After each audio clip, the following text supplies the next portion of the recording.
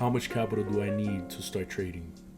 So this is a question that I often get, and this is a question that I had myself when I first started.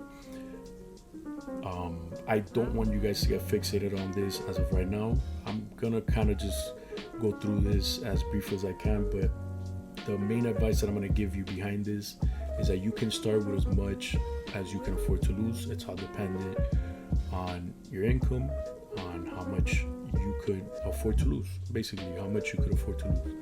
In other words, do not focus right now on how much you need to start, because there's a lot of things that are going to come into play when it comes to trading.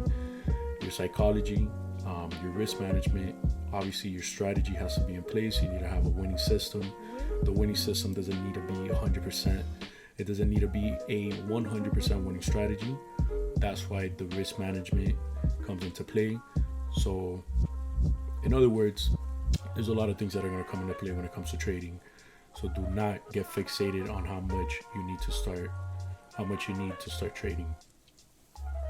Focus on your foundation, focus on your base, focus on your psychology, focus on mastering this craft, the skill set, focus on finding that winning, consistent edge in the market.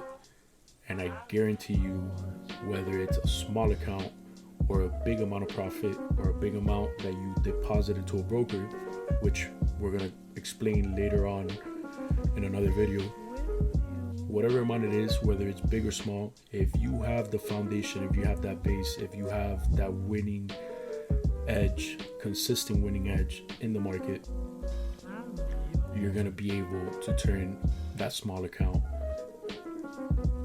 into something bigger.